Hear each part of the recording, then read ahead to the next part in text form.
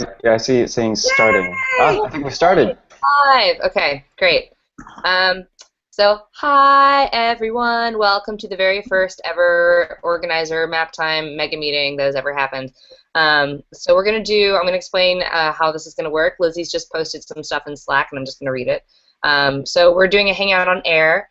All of the organizers, all of the HQ organizers, so that's me, Camille, Alan, and Lizzie, are going to be on video, and we'll be answering questions as they come in. The idea is that everyone can chat in Slack. Where you guys have questions, we'll answer them on air. And we're on about a minute delay. I don't think that there's any way to work around that, so you'll see probably a little bit of delay from what's happening in Slack and then what we're talking about on air.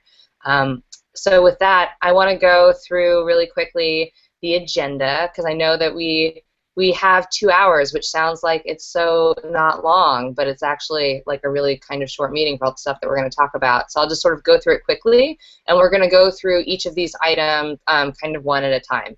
And you should see a link to all of this on Slack. So first, we want to talk about chapters. We want to talk about you. And to let you know that chapter interviews are coming soon, and to really just talk about, really kind of open it up to your questions. What do you need from HQ? What kind of resources do you need? How can we help you make what you need to happen? For operations, I want to give you guys some updates on what we're doing with the 501c3 like nonprofit incorporation stuff, just so everyone's up to date. It's taken a long time, but we're moving full steam ahead, and it's exciting. Which means that we can start fundraising and getting funds for things. Oh my goodness! And that means that we can start doing really fun things like having conferences. So we'll talk about that. Education, it seems like there's an opportunity for us to do a curriculum together, and I would love to sort of coordinate with everybody, and I think all of us would like to coordinate with everybody about, like, what's available, what tutorials, people at HQ have made, what tutorials have you made that you would like to see get used more, and how can we help to make that happen. And then on kind of the same note, there's something that's come up around training the trainer, so actually training Maptime organizers in the tutorials that we've all created, so that you can help to actually give them to other people. So figuring out a way to do that with all of us scattered all over the world. It's kind of exciting. So from technology, I don't know if Rafa's on the call. So it'd be great to get an update from him or anybody else who's worked on the website, because they've done a really great job, and there's some questions I think around what how we can better automate things in the future, how can we make onboarding a little bit easier to get all the chapters on the website, and all that kind of stuff. And then we just want to know what feedback you have and what you would like to see, so we can figure out how to make that happen. And if we have time left, then it would be great to have an open discussion. So with that in mind, so I guess we've got about 2 hours, and then there are four sort of topics. So if we can keep all the topics to 20 to at the end, if it goes to 30 minutes, then we might not have time for open discussion unless some people are able to stay online longer and keep talking. So I will have to jump off, but other people might still be available. So with that, let's start with talking about chapter interviews. And Lizzie, you are the one who came up with this really great idea for interviews in the first place, so I'd like to hand the mic over to you. All right, awesome. Well, first of all, speaking of chapters, if you're listening and watching in Slack, I just posted this in Slack, but be sure to, introduce yourself. This is the closest we've gotten so far to a comprehensive, people in the same room kind of event. So go ahead and introduce yourself and say hi.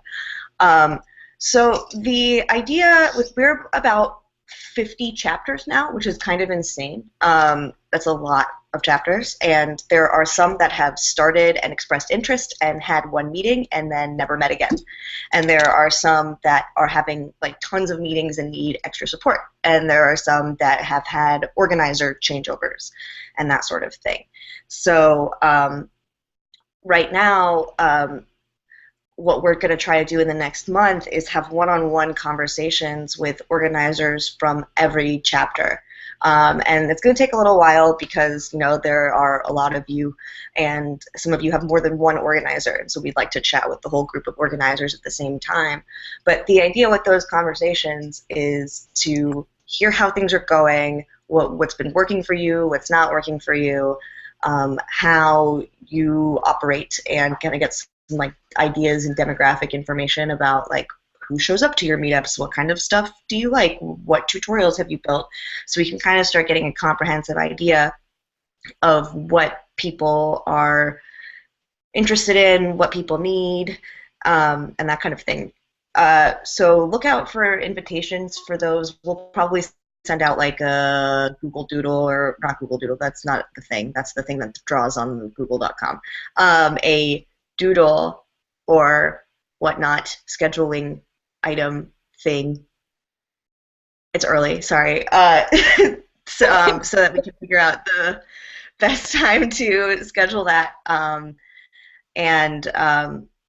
think that what I'm curious about now, I'm just going to ask a question and see if people have responses to this in Slack. But I'm sort of curious about just generally what are some broad scale findings? If you had to say one thing that you wanted to tell us that from doing your meetups so far, whether that's we mostly only have GIS people who show up, or it works really well when we do a tutorial where we go back and forth between teaching and working, or we like working in small groups, or whatever.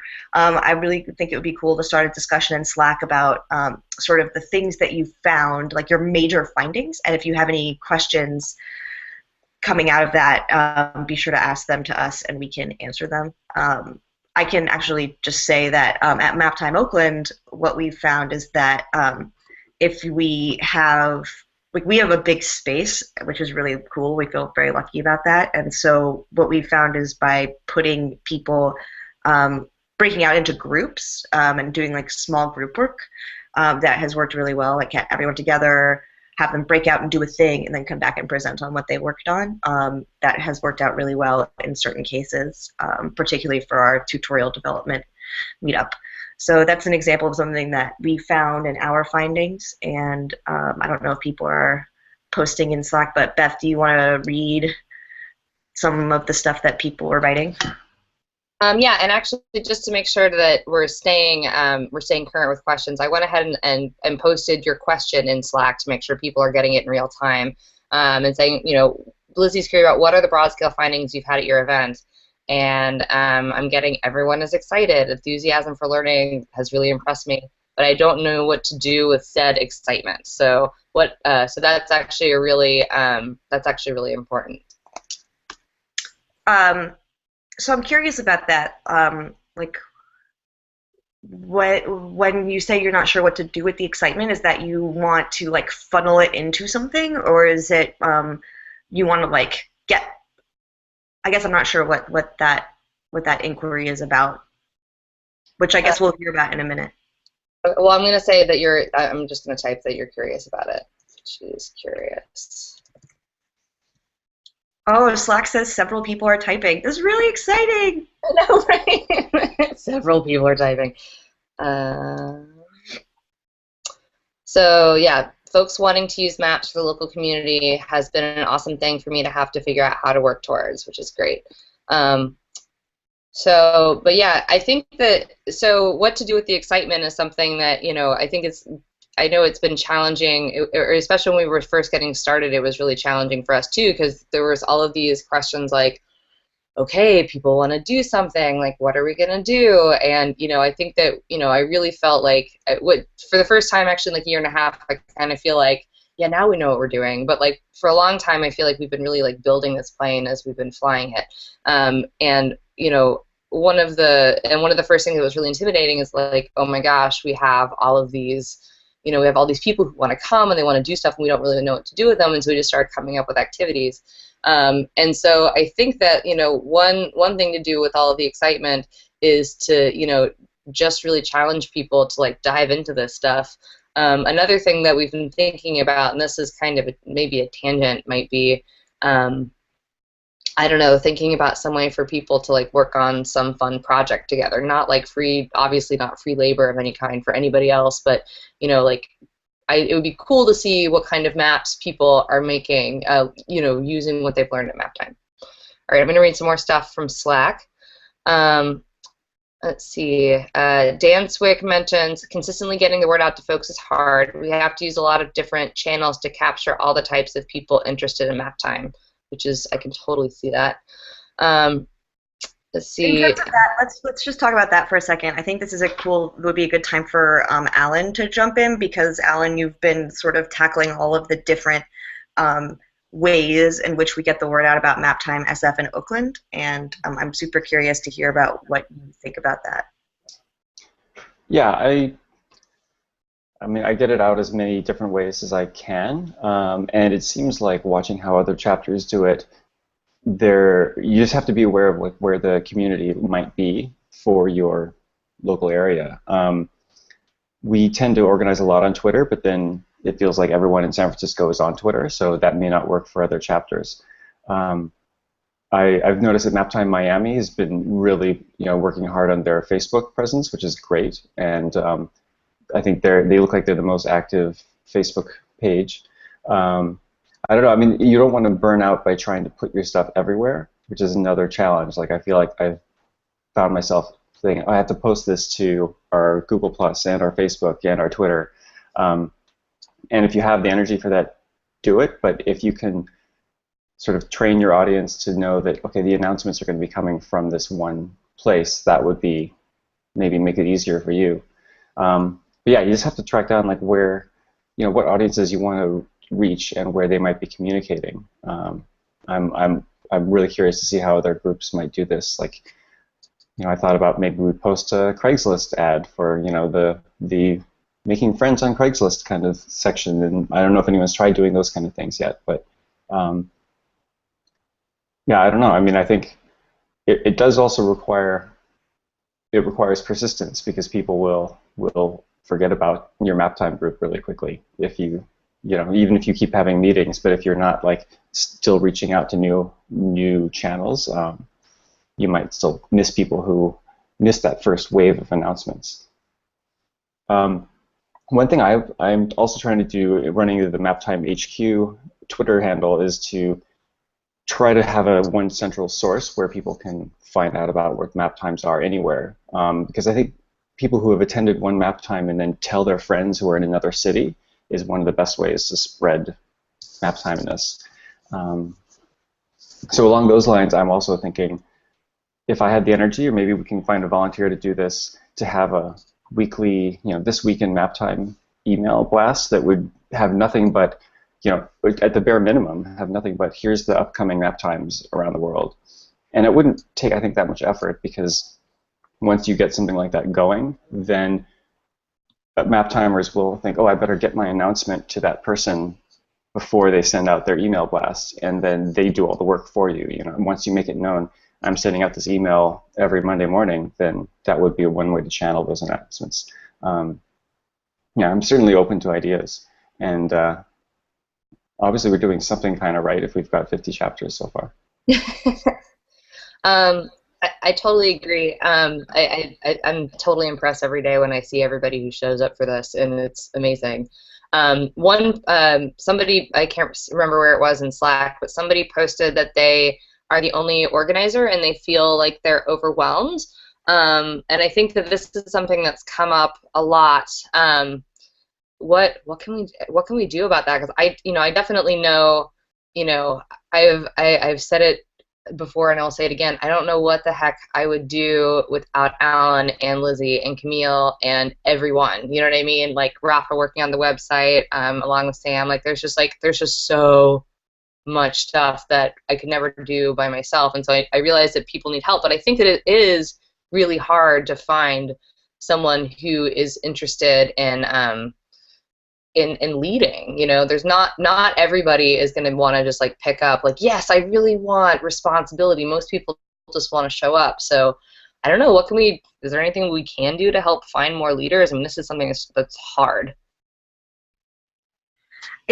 I think it is super hard. I think that one thing that was really cool that happened in Oakland was we did, and one of the meetups we did was a tutorial development night.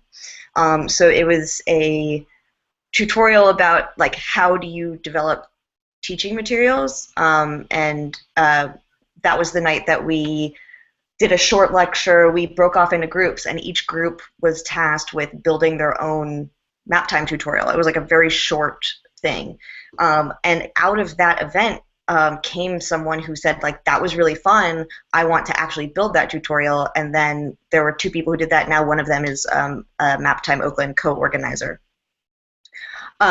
So I think that like putting it out there, that like making a more active choice of like, hey, we're going to do a meetup where we just talk about like what it means to like teach effectively was really cool, and we had a lot of people show up for that. And actually, it was a really cool way to reach out to an entirely new group of people who came, people who from the nearby universities who are actually teaching and wanted to know like how do we teach about web maps, how do we teach about geography. And like there were some good discussions that came out of that. That was really cool. And a lot of the comments on Slack here are, people are intimidated to present. People really want to do things, but they're leaning on the organizer to do everything. And I think that as an organizer, one of the most important things that you can do is actually like reach out and say like, very small tasks, but, say like, I would love help like bringing snacks. Like if someone could bring snacks, that would be really, really awesome. Or like if someone can sign up next time to like help me teach and like co-teach with me or something, and like really just asking, I think can be really helpful. And I think that that's like really, that can be really, really helpful. There was one other thing in here that I wanted to read that was cool. And for what it's worth, whatchamacallit, oh my goodness. There's somebody else, Adam Roberts, who is basically saying the exact same thing that you're saying on Slack right now, Lizzie, which is totally right on, that like having people help with little things, like can you help with snacks? Can you help with, posting our blog post one thing at a time versus like, can you take on the organization of this whole thing, is maybe easier for people to think about. So that's a good call. Totally. And John from Philly mentioned something that's like sort of tangentially related, where he says it's really important to choose your words when describing the meetup topic. And I think it's also important to choose your words well when asking for help. Yeah. Just like, he's saying that the word project night is intimidating, so people don't show up, but including like no prior experience necessary or we welcome questions and beginners was the difference for other people feeling comfortable enough to attend. And I think that the same thing goes for asking for help. Like if you approach it and say like, I don't need you to like be a hardcore decision maker, I just want someone who might be interested. And then I think that like stuff slowly builds up over time. At least that's how it's been in Oakland. And particularly the tutorial development was really helpful. I think a lot of people were like, oh, cool, like this is how I build a tutorial, or this is how I build an event, and they had sort of a roadmap for that. And those materials are available on, I think, on the website and on GitHub, so totally a tutorial that you could snag and use should you want to. Mm-hmm. Cool. So looking at time, it might be sort of, I think we have a few more minutes to talk about chapter stuff, and then we probably need to move on to the next thing, just because, oh my gosh, time. Meeting time. Owen Dallas, I think we have a lot of diverse talent that has shown up, but we are trying to figure out as a group the best way that makes sense for everyone. We have people who want to learn about different ways of cartographic representation and people who want to continue learning web mapping skills. So what advice can we give to people who have maybe a split in the people who show up in terms of what they want to learn? I think that we had a meeting recently of like Maptime San Francisco and Maptime Oakland of like what are we going to do for the year, and I think this might be a cool time too for like Camille maybe to jump in and talk about like sort of how we like that conversation that we had about different topics on different weeks and how do we like represent the whole community and all of that learning. what they want to learn. Sorry, excuse me.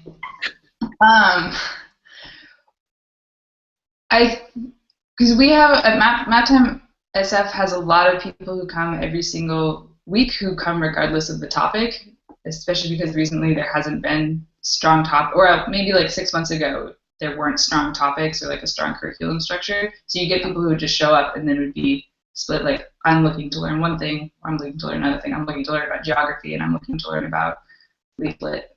But if you set up the meetup group so that you have a clear understanding of like what the program will be for the night, that should help with that. But then if you only have like 3 people interested in learning leaflet and a lot of people who are interested in learning about geodesy, then you're stuck.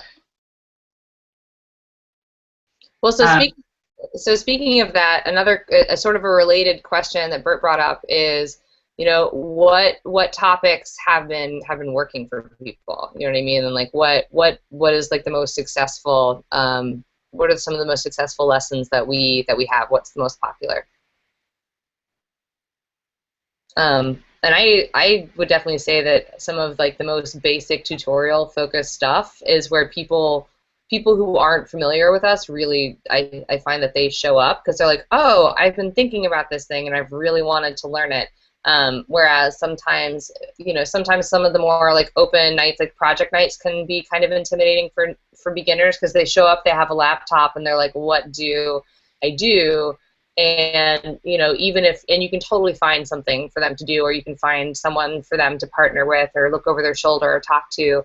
But I think that the really directed stuff and the stuff that is that's very beginner focused that tends to be the stuff that seems to be the most successful, and the stuff where at the end people are like, thank you so much, I really understand.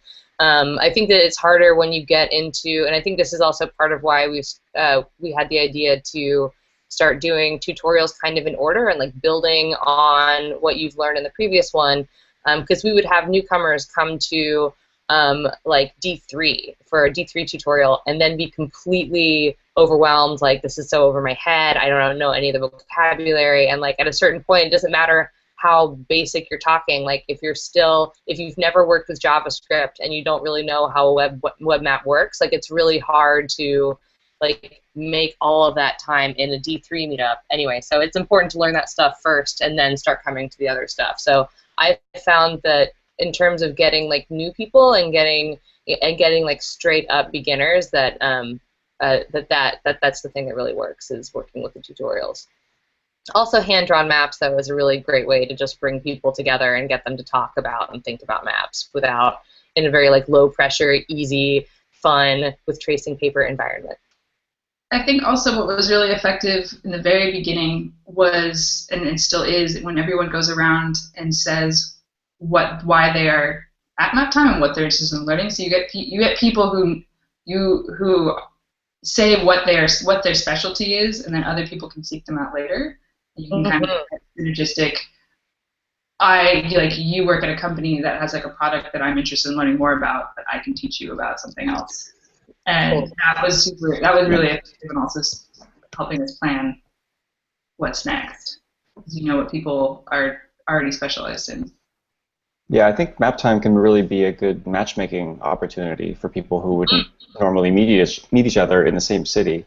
So even though it can take a lot of time at the beginning of a meeting to make sure you got everyone a chance to introduce themselves, having people introduce themselves with that in mind, that this person sitting next to you might be wanting to work on the same project as you, or might be interested in learning the same thing, and you might not discover that over the course of a meetup. And I know Maptime NYC has a really rigorous and effective way of doing introductions in the beginning of meetings and a way of wrapping up the end of their meetings. We do it a little bit more loosey-goosey in SF in Oakland, but like the same idea is there. Like, get people to talk to each other and make sure that everyone has a chance, at least for a moment, to speak and learn something about each other. Awesome. Cool. Well, is there anything else that's coming up on Slack that that people want to sort of talk about? I'm seeing so much good stuff. It's like almost going by too quickly while we're talking. It's amazing. It might be smart for us to do kind of a recap of, like, I kind of want to go through everything that people are saying and like just like copy and paste cool stuff and put it into a document later. That would be cool. Yeah, we should definitely post the transcript for sure. Yeah, Um, absolutely. Okay. one Yay! one thing I want to mention really quick is that I think that, like, in terms of like planning your year, it's like super cool. If you'll notice on our schedule, we have a few weeks where it just says like off. And I think that if it were to come up that someone from the community said, like, I have this really cool tutorial that I really want to do, and I wrote it and I made it, then we could like easily fit that in, because like that's a totally other way to get engagement, is if someone is excited about teaching. And someone on here mentioned, I think it was John from Philly, that you can like meet people where they are, and like if you notice someone who's doing something cool, you can actually reach out to them and say like, hey, would you mind coming in and talking about that? And there's no pressure, right? Like you can say like, oh, just like 15 minutes, like do a quick show and tell. Like show and tell nights are really valuable and helpful because it gives you like a pulse on what people are working on. The other thing that can make it less intimidating, I think, is small group learning. So if you want to like break out into like groups of 5 or 10 and do like small show and tells in that environment with like report outs or any kind of way where people feel less pressure, I think that that can encourage participation a lot more. Beth is like has this like goofy grin on her face right now.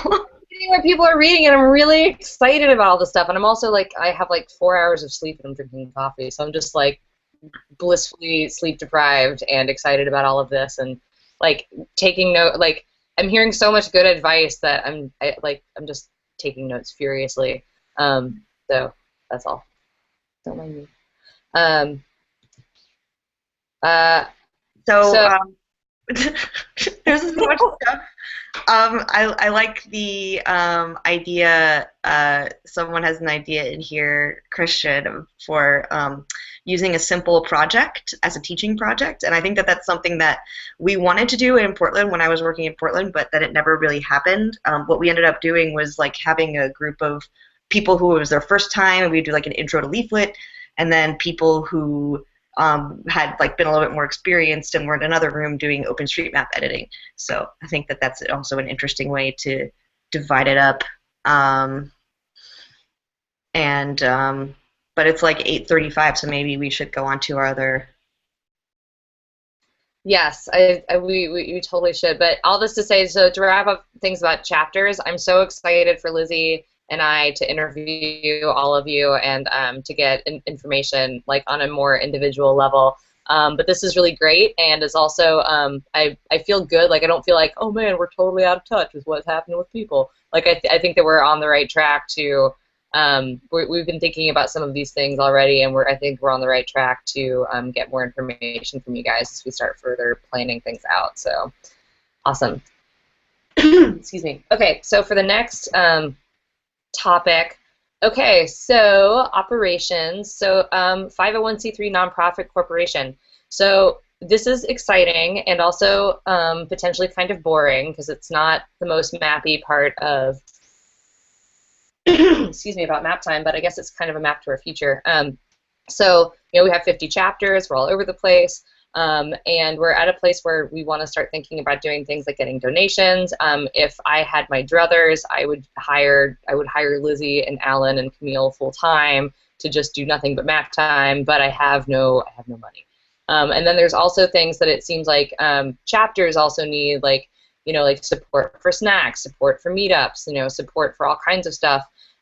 Stickers are also expensive. So we're basically in a place where we realize like, oh, we should be able to start taking donations. What does that mean? So I spent a few months going through like trying to figure out like what is the best kind of entity that we should become. Should we be a B corporation? Should we be an LLC? If we're nonprofit, what kind of nonprofit we should be? Should we be? And after doing so much research, it seems like just the basic 501c3 corporation will do the trick.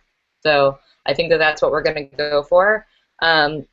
So I know that there's been I've been hopefully as transparent as possible about this too.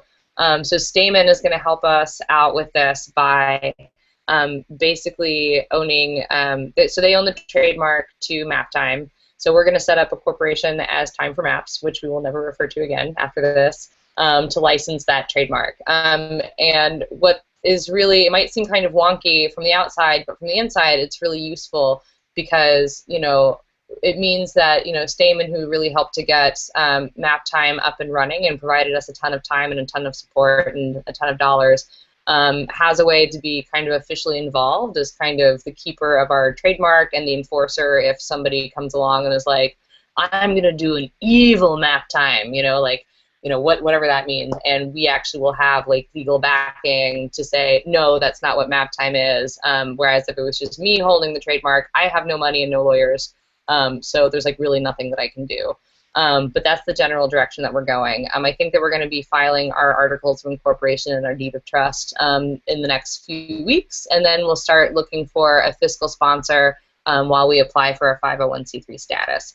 So that's just the basic update on that. I don't know how much people are or are not interested in this part of Maptime, but I think it's important that we're always transparent about all this stuff, no matter what. So I think it's just important to make sure that people know things about it. I'm going to look on Slack and see if people have questions. Oh no, people are talking about Maptime Kids, which is way more exciting, and I'm going to make a note that we should talk about that later. So in terms, there was something interesting I wanted to mention. Beth, if you wouldn't mind running and quickly grabbing the link to the bylaws and putting the link to the bylaws in Slack. One of the things that we wrote out in the bylaws in particular was donations, how to deal with money, how to deal with donations. Like the idea of having, you know, 400 Maptime chapters and each of them having an individual bank account is a little bit like daunting and overwhelming, I think, for a lot of people, and it adds a lot of overhead. So one of the cool things that we wrote out in the bylaws was how Maptime would handle donations. What, you know, the idea originally, if I remember correctly, is that people would, if they wanted to donate individually to a chapter, that donation would flow through the Maptime 501c3 and then down to the individual chapters. I don't have the bylaws right in front of me right now, but Beth, maybe you have some words about that and how that. Sure. So, and I should also mention that, especially for the bylaws, one, it's a work in progress. Two, when it comes to the finances, I'm totally open to ways of, like, if you have a really like awesome system that you know about to make this work, groovy. I'm totally on board for it. I mean, when we started Maptime, I wasn't like, I'm going to start a company, you know. So it's not like I have answers to a lot of these questions in mind or ideas that I've had for a long time. And I'm actually looking for sponsorship, and I'm trying to find the part in the bylaws where we talk about this. But I mean, basically the idea is like, yeah, since it is kind of a, as Lizzie points out, it's a pain in the butt, and then also it seems like really a lot to ask of all the chapters for everyone to set up their own bank account, to file their own, you know, to get your own, you know, tax deductible donations. So the idea is that if you had, say, you know, so the way that this works, at least in the United States, I don't know much about the rest of the world, but in the United States, if a corporation wants to make you a donation, they can just do it regardless of your tax filing status, because everything that a company does is basically tax deductible. So if they make you a donation as an individual, they can still write it off on their taxes, no big deal. For individuals or like people who want to donate, for example, we had someone last year who wanted to make a really generous donation to us, but we couldn't give her any kind of tax write-off because she's an individual. So to do that, you need to be able to make that donation to a 501c3 organization, and then basically that's the benefit to the donor. So what that means for everybody else is that if they have an individual who wants to make a donation and they want for it to be tax deductible, the idea is that we would set this up to where that person could make a donation directly to Maptime at Maptime HQ, and then we could funnel it directly back out to the chapter. And it seems like on the one hand, that's like one extra step. On the other hand, though, it makes it easier for the donor, and it makes it easier to track things. It also makes it so that, and this is something that we're going to try to figure out the best, most fair way to do this. But if somebody makes a donation to Maptime HQ that's really for general use, like stickers or Meetup or whatever, we want to figure out a good way to get that out to people. In places where, Lizzie, Alan, Camille, and I are all really lucky. We work for Mapbox and work for Stamen. We work for companies that are, directly tied to the mapping world, and they're really happy to provide snacks at our meetups. They're happy to provide space for meetups, but that's not true, I realize, for all the other not every single chapter has someone like that in their town who can really help them out. So, I would ideally like to, figure out some way to make a preference for chapters in those areas, so that or chapters where there's no, I really have no sponsor and no support, and be able to try to funnel them some extra support so that they don't flounder. Because and that ties to, I think, our mission of trying to open up the doors to cartography everywhere, right? Because there are people all over the world who want to learn this, and I think that the more that we get outside of big cities and into smaller towns or into places where people don't necessarily have really great technological resources, I think that that's a place where we have the potential to make a lot of impact. So that's the idea behind that as well. But again, I'll just say I'm totally open to suggestions if people have ideas for really fair ways to distribute money. I'm totally all ears, because my goal is to make this as fair as possible. So Luca from Maptime in Rome is wanting to make sure, and this is a good thing that we should write down, is that because we have foreign chapters and foreign entities that would get money from us, to make sure that our 501c3 status does not prevent us from funneling money internationally. Okay, that's a really good, thank you for bringing that up, Luca. I'm writing that down right now. Chapters. That's a good point. Yeah, he says, we're just starting out, so funding problems are far away, but we don't want to be left out when your status changes, which is a really good point, and thanks. Yeah, no, totally. Thanks for bringing that up. I know that when it comes to filing a trademark, we're really only filing it in the U.S.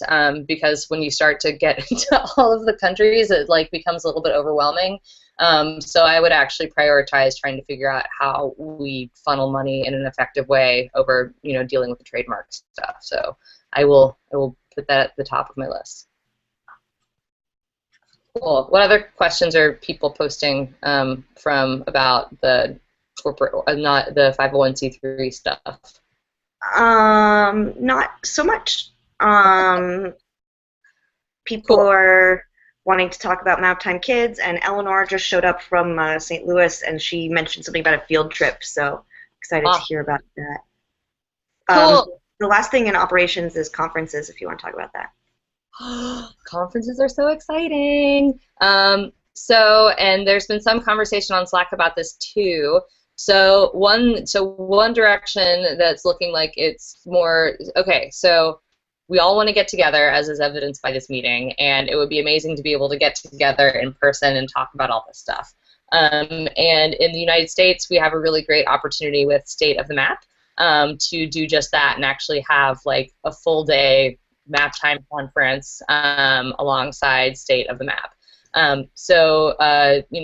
Lizzie and I have both been in contact with different folks at the OSM Foundation, and so probably coming soon we'll be working with them to figure out, can we have 2 tracks? Can we have 1 track? How much space do we have? And that kind of thing, so we can start to figure out what we.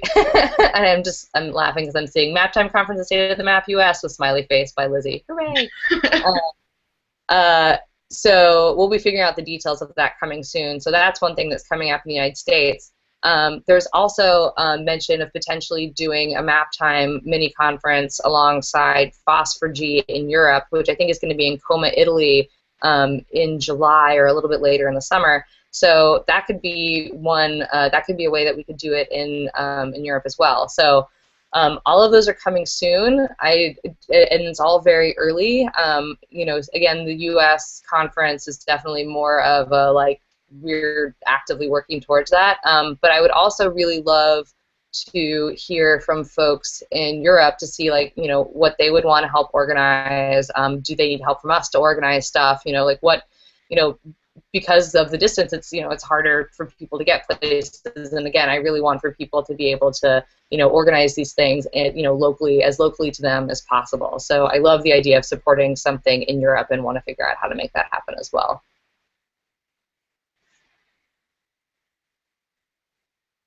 So yes. And now I see people are talking about the 501c3 stuff. Como, Italy, 14th through 17th in July. So one thing that would be cool is if we can figure out, a way that things work for State of the Map, that we might be able to, Lizzie, actually, I think maybe you're about to talk about this, but you have an idea for creating documentation for basically how to do a conference, right? Yeah, I was actually gonna ask if you wanted to chat really quickly about the 501c3 questions first, and then because there were two. There was one about grant writing, and then there was one about turnaround time, and then we can talk about conferences and Maptime presence, because we have our delegation from the Philippines mentioning FOSS4G 2015 in Seoul. So we can talk about that too, but maybe getting the 501c3 stuff out of the way would be good. That sounds good. So what are the questions? I'm totally... No, it's okay. There was, from Dan Swick in Chicago, plans for grant writing, or is that later on? That is a great question. I think that grant writing can be sooner rather than later. With grant writing, I think that the important thing is that we're writing grants that are really in line with our mission and what we can reasonably take on. And so, I would suggest, so if anyone is like, man, I really want to write some grants, talk to us. I'm really interested in that. But I want to make sure that we're writing grants that would be really beneficial to Maptime, because I also don't want for, well, one, so, we're really trying to focus on keeping all of this very educational. So GIS, education, cartography stuff would be the focus for sure. But then at the same time, in working for Stamen, I've had the, at this point I think it's a blessing, but when I was doing it I was like, this feels like a curse. I've had the opportunity to, write grants, write proposals, and, you write a lot of them and you can get a lot of them rejected, and you start to kind of learn okay, this is an opportunity that I have a higher chance for. This is an opportunity that maybe I don't have quite as high a chance for. So I would just ask that anybody looking to write a grant just sort of talk to any one of us in HQ about how that might work. If you're looking to write a grant for your local Maptime, that's also awesome, and I say freaking go for it, and let us know how we can help. Totally. So going back to conferences, there's two things I wanted to mention. One of them was Luca asking about directions on media management, and Michele says, should we submit a proposal for an official session at the conference? As a Maptime organizer, I think that all four of us want to empower Maptime organizers to talk about Maptime as much as they can and want to.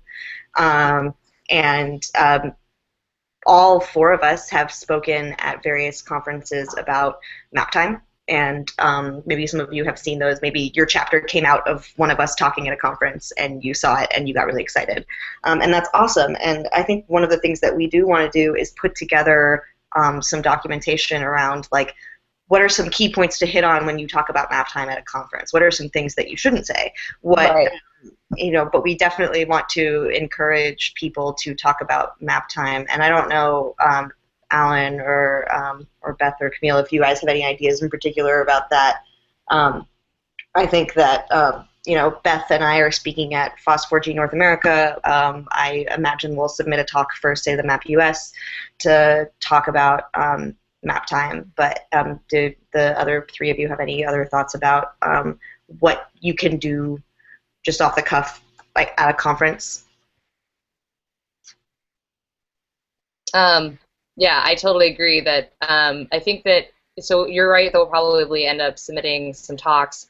And I think, and I remember when we did our very first Mega Map Time meeting really was the excuse me, the Birds of a Feather at State of the Map last year. And I think we came up with a really good list of like what map time is and what map time is not, and we kind of worked with the community to create that list. So it might be worthwhile to sort of resurface that in terms of talking points. But yeah, I totally agree with Lizzie that people should feel empowered to talk about map time.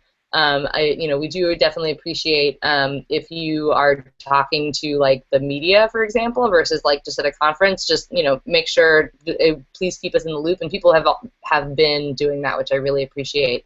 So speaking of which, also there was somebody from the Atlantic who was like, "I want to do an article about you guys," and I was like, "Great!" And I sent him all this information, and then he kind of disappeared. So maybe he'll come back, maybe not. So, but that's the nature of media things. I have one suggestion for when you go to conferences. Yeah. Bring some rainbow stickers. Yay! And not just map time rainbow stickers, just like rainbow stickers. Yeah, just rainbow stickers. Because you can get a sheet of them for pretty cheap. That's one thing I love that Lizzie started doing, I think, at previous conferences. Just like if you see people who are fellow map timers, share your rainbow stickers, put them on your lanyard, and then everyone else at the conference can know, like, if I see someone with a rainbow sticker, I can ask them about map time. That's always fun. Yeah, it's like our secret, yet not so secret rainbow society. Another thing about conferences is that sometimes I've done like long form speaking, like where I'm standing in front of a huge group of people about map time, and it has not been nearly as satisfying as like unconference sessions and like sitting down with a group of people and actually having a conversation. But someone also had a question of if we've spoken about map time at non-geo conferences. I've spoken about map time at GitHub and like a couple web development conferences. They're totally unrelated, but people are still super into it.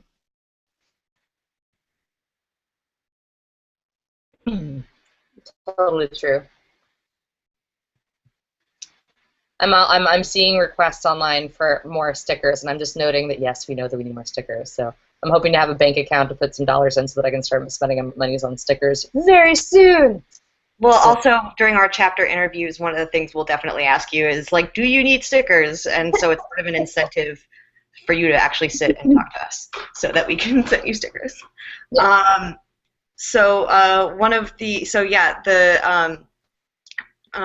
Let's see. Oh yeah, visiting. So God, I think that all of us would love to go and do like a massive world tour of map times.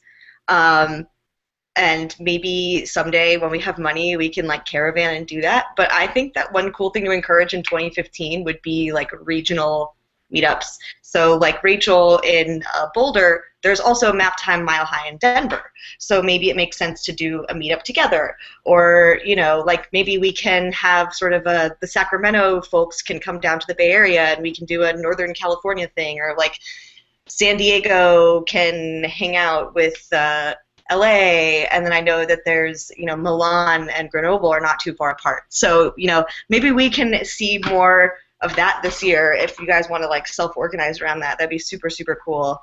I would like to see a show of thumbs in Slack if people are interested in doing like regional meetups. I think that could be really cool, and I think also it would be cool to see if people would be interested in having like a little document of like representing map time at conferences and what that looks like, because those two things I think could be really powerful this year as we grow and expand, and we have to add more notches into our belt to make it fit because we're so large. That could also be something that, in this magical future where we have some dollars, it would be something nice to, to sort of, I like the idea of promoting that idea too, and that would be a nice way to send like a chunk of, funding to an area and say, get together and like learn from each other and, like do something together. That could be really cool. Oh my god. Oh my god. Eleanor has this idea. She says, let's have a Maptime passport where you get a rainbow sticker each time you visit a chapter. Ah! I'm not a designer, but if anybody is a designer and wants to make a little passport, like a Maptime passport, you should totally do that, and I would be so stoked, and I would print them, and I would use them all the time.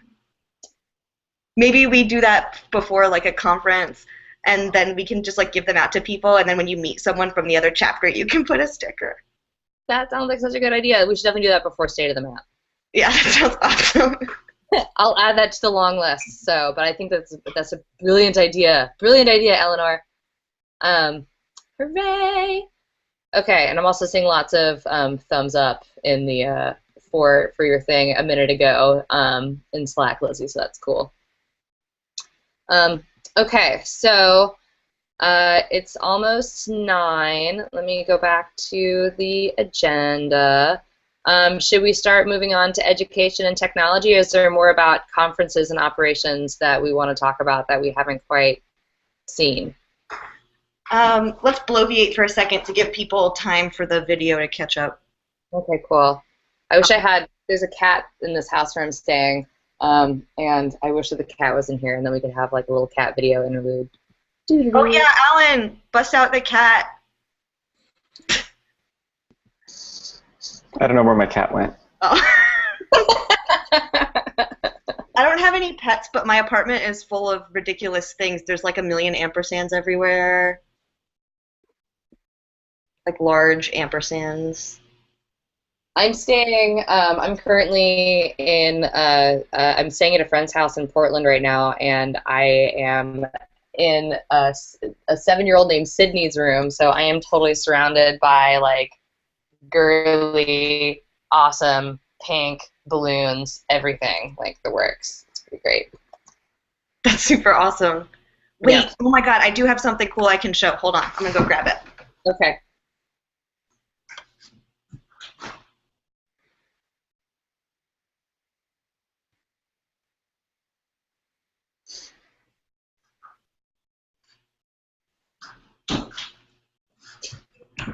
This is my stuffed broccoli.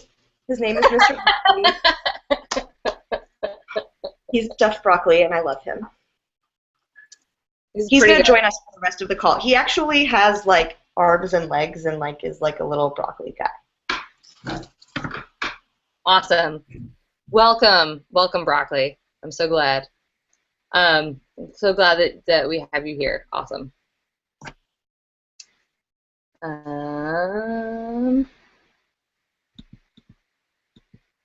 Adam Roberts has an idea for a roadshow concept. Maptime Alps is intentionally vague so I can include other neighbors. Thanks for that idea, Lizzie. Hooray!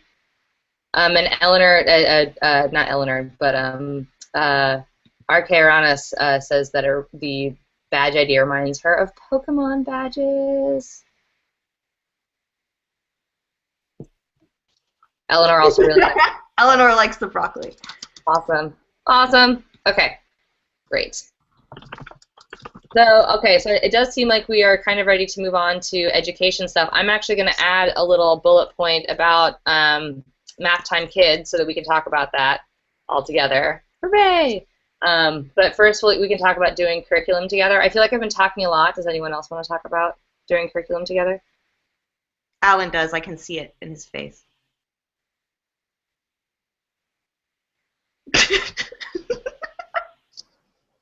I don't like that my mute icon always disappears. So when I want to like turn my microphone back on, I have to move my mouse around until the buttons show back up again.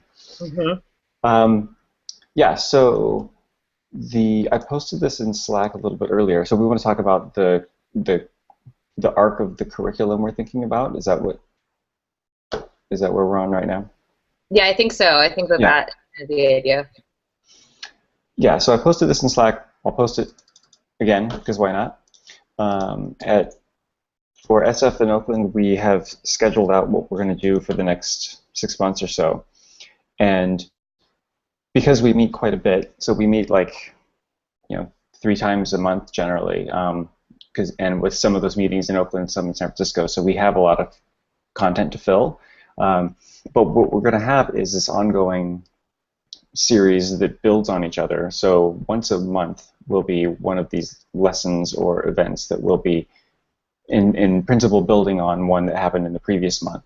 So we'll still have mixed in between those, that arc of the curriculum. We'll be having more advanced sessions or project nights and so on. But that's at least something that people who feel that they want more of a structure or more of a sense that they're not going to be dropped into something that's too advanced, they can see that, okay, this is, you know, meetup number 3 in this cycle of currently it's a cycle of, I think, 5 is what we've got right now. And this is just our first attempt. We've been sort of talking about this idea and thinking about what would be involved, and how some of our more common and more popular topics would fit together and build on each other. So what we've got right now, if you look at that blog post, it's the Learning Together in 2015 blog post on Maptime.io, if you don't see the feed on the link in Slack. So we start with Anatomy of the Web Map. So these are all the ones that are highlighted in purple on that blog post. We have Anatomy of a Web Map in January. Then we do OSM 101 in February.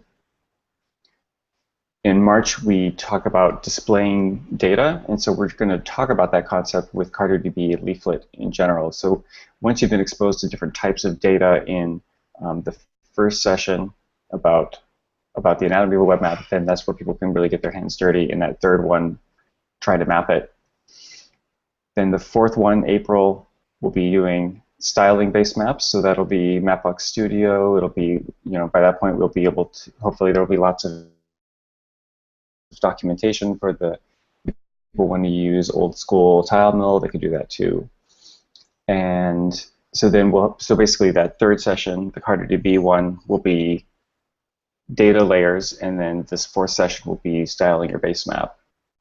And then the fifth one, the final one of this cycle of purple highlighted meetups, is geographic data formats and data acquisition. So for those earlier meetups, we probably will be giving attendees a lot of data already that we've prepped for them. This will be more like, okay, you've got your own project, you need to find data. What's it look like in the wild? How do you understand, like, is this shapefile usable to me? How do I deal with the CSV? Things like that. So we're totally open for suggestions, whether this makes sense for your local chapters or whether you think there's something that's really missing. I'm sure once we've done this cycle once, then the idea is we'll repeat and just kind of keep this ongoing, but we'll tweak them as we go. So we encourage all of the other chapters, if they want to try to synchronize along this. You don't have to. You can also do what we're doing, where you might follow along with the curriculum, but also mix in more advanced sessions, mix in hack nights, whatever you want. But we just thought it would be really cool if, every Maptime or most Maptimes around the world are all doing a Mapbox Studio lesson in April, so that we all, we don't have to do it on the same night, although that would also be pretty awesome. But we would, be able to see suddenly in one week in the middle of April, everyone's posting all these kind of really cool base maps that they all been designing. So I'm seeing some questions in Slack. Luca's asking, how do we come up with that? I mean, in our first year or two, well, I guess we've been doing this for a year and a half, these were all really common topics that people wanted to do and that we had the skills in the group to teach. So we thought, we seemed like everyone always wanted to do a base maps, and everyone wanted to do OSM 101, so we were just doing those a lot. But we thought there's got to be some way that we can organize this into more of a arc or more of a series. And it was kind of hard to decide whether OSM should be near the beginning or whether it should be at the end, because you don't really have to know OSM to do any of the other mapping tools. So yeah, we just talked it out and tried to figure out what sort of made sense with Maptime SF in Oakland, as Lizzie says in Slack. So we'll see how it goes. We are totally looking forward to that, and please join us. Any other comments on that, or any other questions in Slack right now?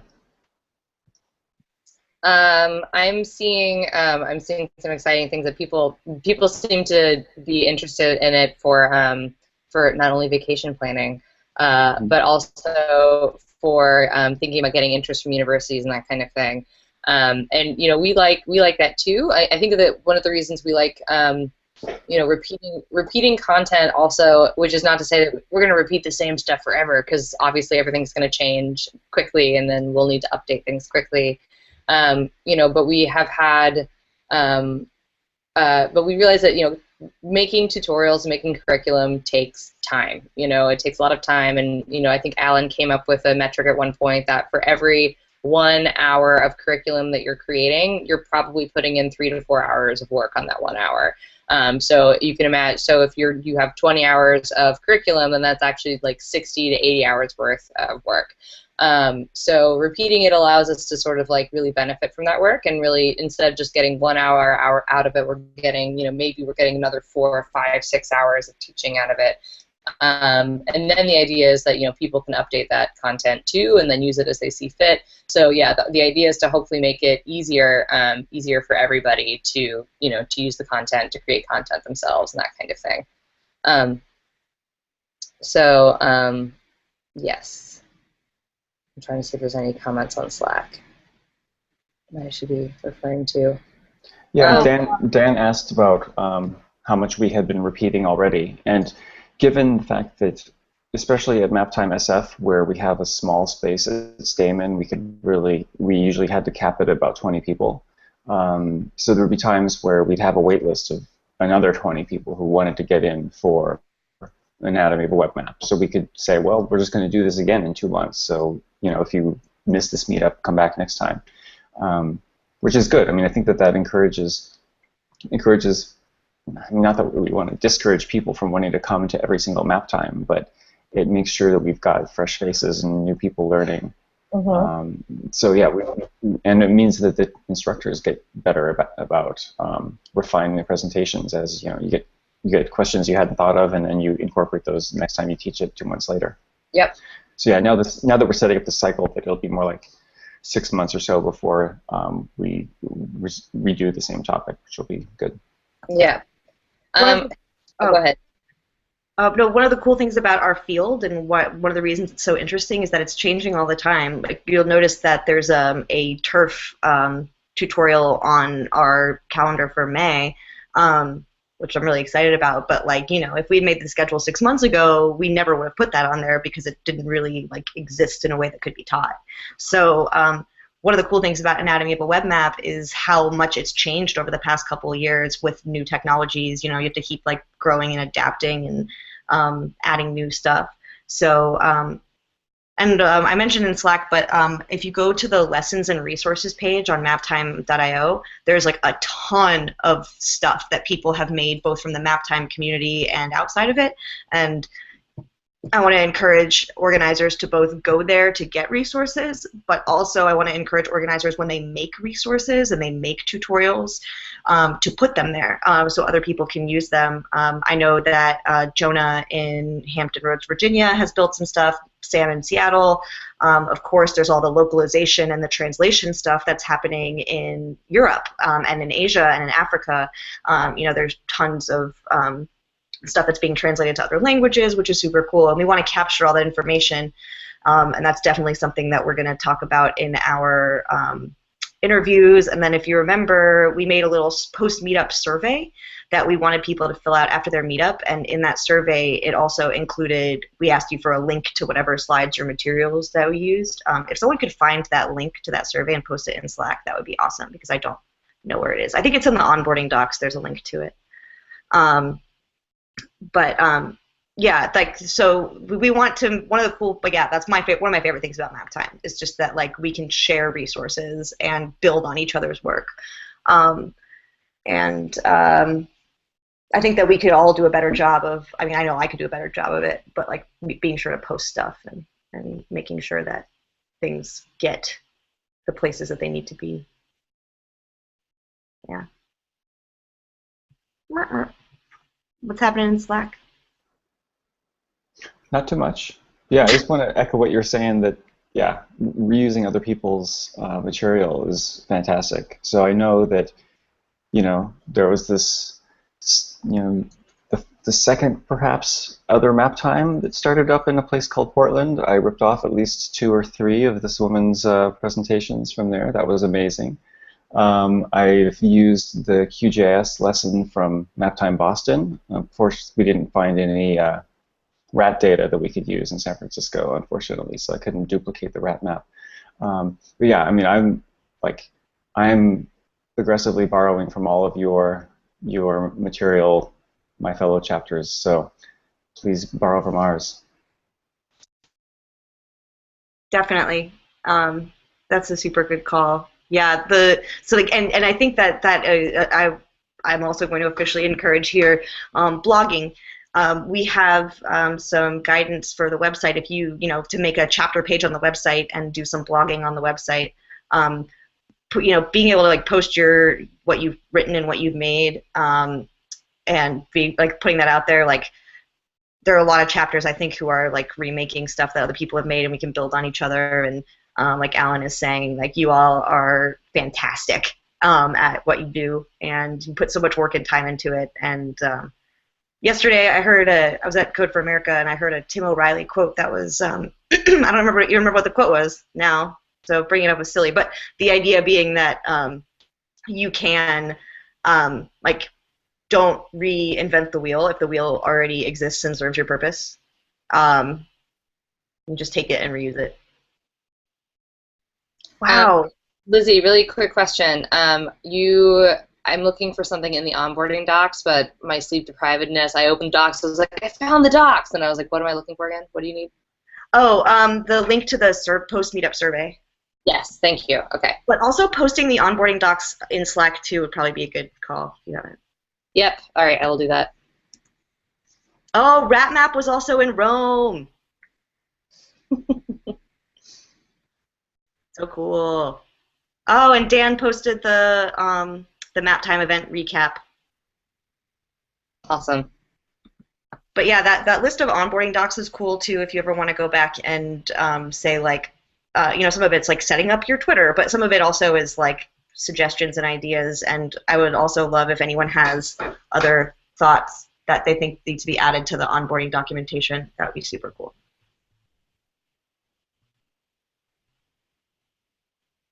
Ooh, John is saying maybe during organizer interviews we can also leave some time for chapter website, blog, and technical issues. I'm a few, I think, simple fixes away from using our chapter site a lot more. I wish Rafa was here, but Rafa and Alan and who else? Roy from Atlanta have done a ton of work on the website, and I think we want to like build more documentation around like getting your website set up and getting blogging on the website. There's some documentation, but we can always make it better. So. Yeah, actually, I didn't do very much at all on the website. So, okay. Rafa, and then I always see a bunch of other names going by on the GitHub who are handling that. So, yeah, I'm glad. I'm so psyched that the new website is up. And yeah, it's like learning a bit of Jekyll is all it takes to be able to blog post, but we will work on more documentation for that. Camille, talk about that.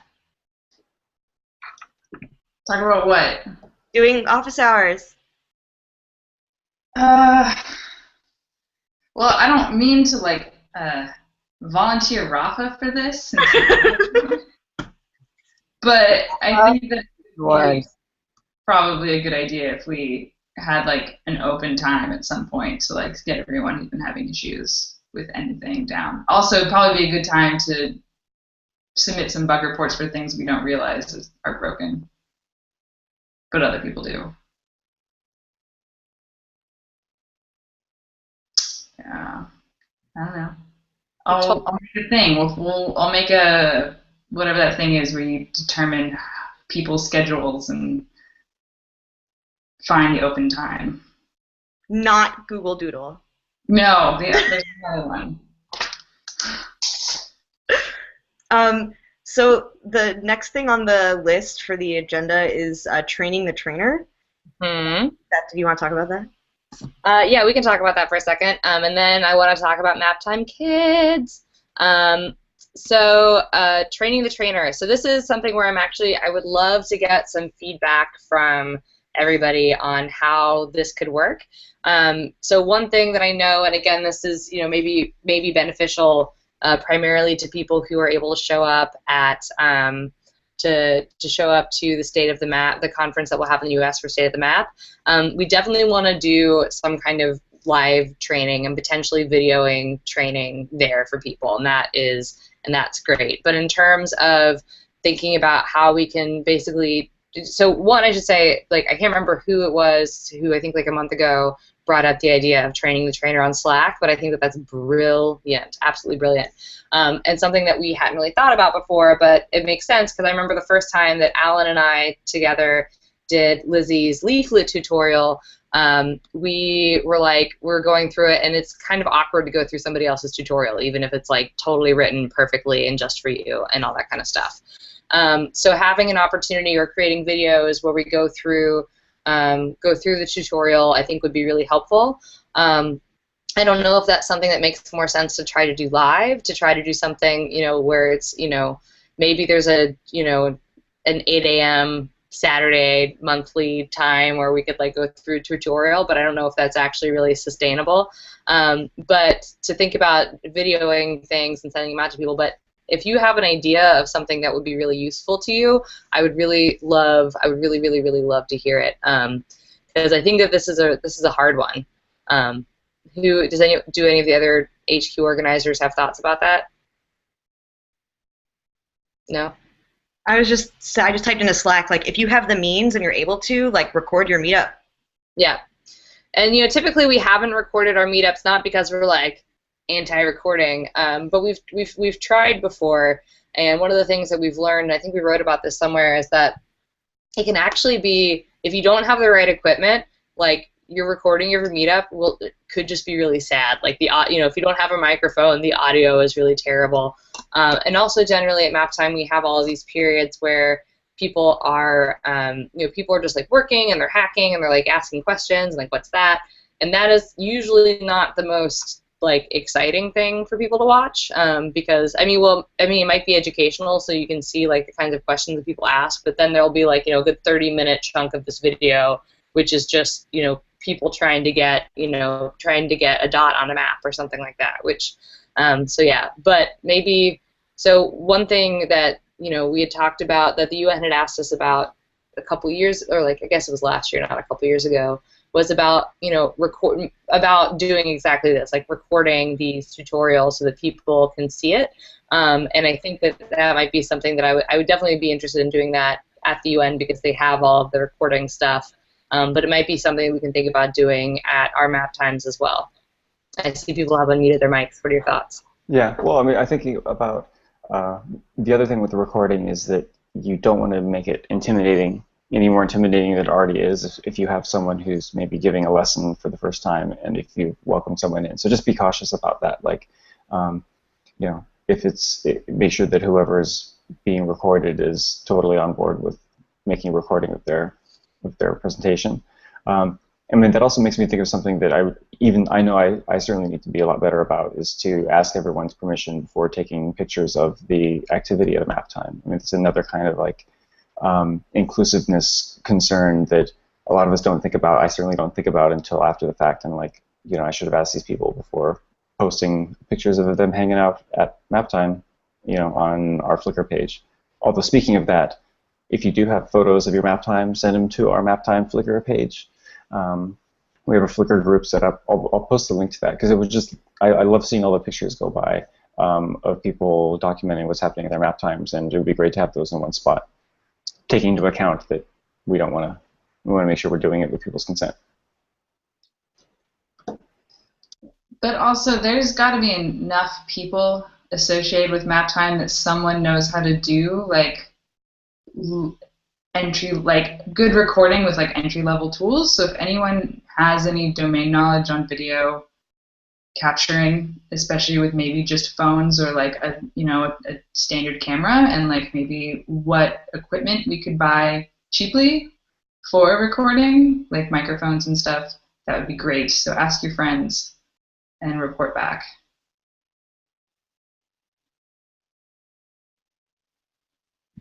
Cool. So slightly off topic, but I'm seeing it come up in Slack. Is uh, people are asking about doing mapathons at Maptime and seeing if those kinds of things are helpful. And I have a couple things to say about that. So if your local Maptime wants to do a mapathon, I think that that's a great idea.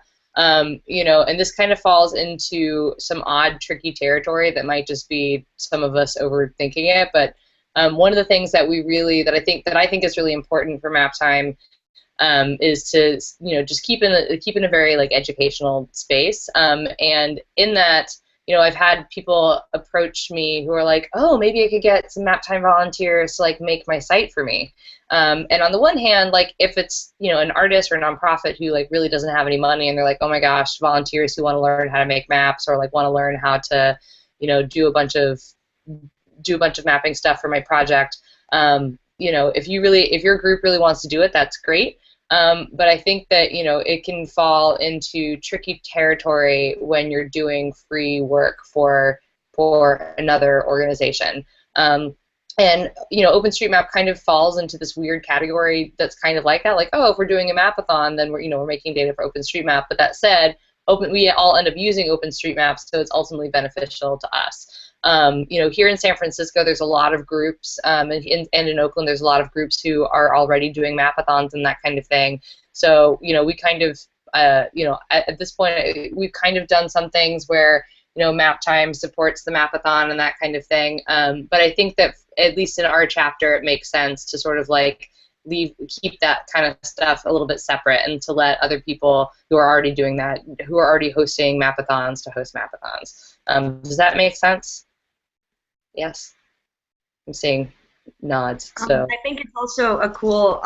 The nice thing about mapathons is that because it like kind of exists a little bit outside of the traditional Maptime paradigm, that you can use it as a way to connect with other groups in your area. So if there is like an OpenStreetMap focused group in Dallas, in St. Louis, in Minneapolis, then you can connect with them and have like a co-event that is maybe outside of the normal Maptime that you do. I think that like one of the things that's been challenging for Maptime since its inception is like how do you distinguish it from like geo beers, like how do you make it not like people hang out and drink and chat, but you make it, an actual learning environment. And that's something that we're noticing becoming very important when considering things like incorporation, right? Like to be an educational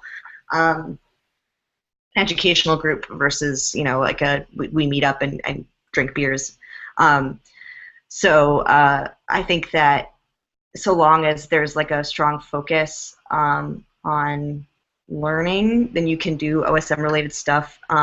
And I think like someone is suggesting missing maps and the humanitarian OpenStreetMap team, like having like a focused mapathon, I think is really cool. Like if you're like, we're going to go in today and we're going to focus on, doing these missing maps tasks can be cool.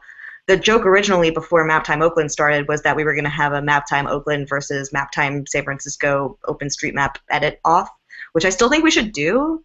Like maybe in like Berkeley or Alameda or something, maybe on a boat. But like I think that that sort of exists outside of the traditional Maptime paradigm. I don't know. What do you guys think?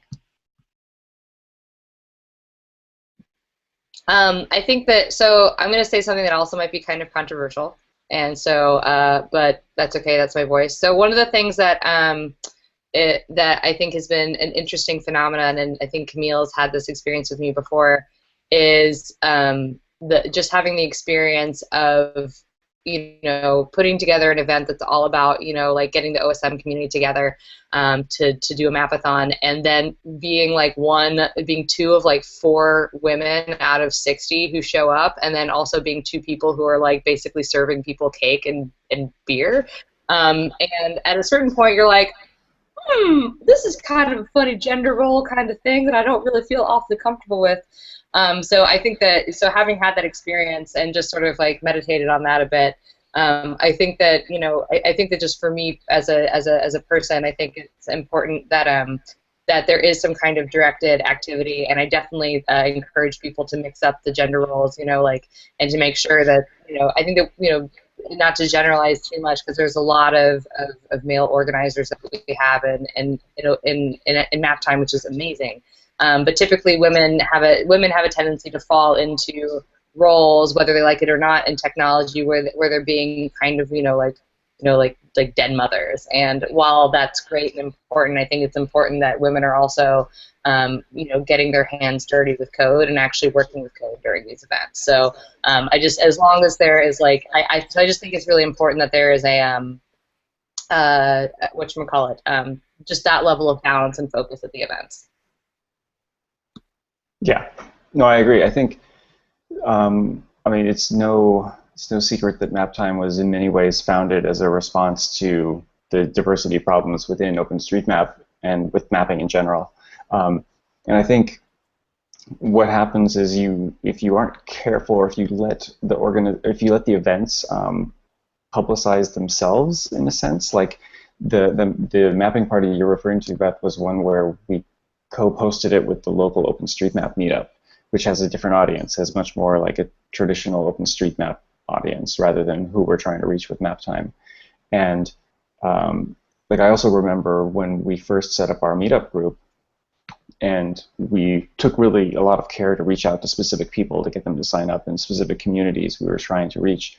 But we used a lot of keywords about mapping and like geospatial, stuff like that. And when you hit a certain, when you're starting up a meetup group, maybe some of you have experienced this, you'll hit that point where Meetup announces it to other people in your area who are interested in those keywords.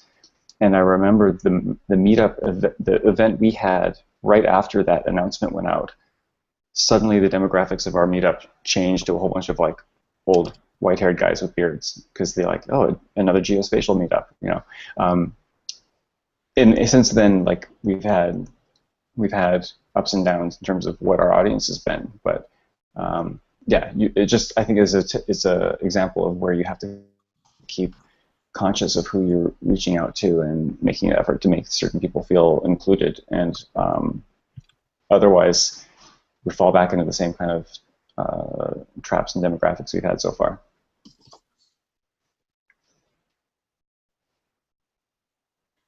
I thought I was muted, but I wasn't.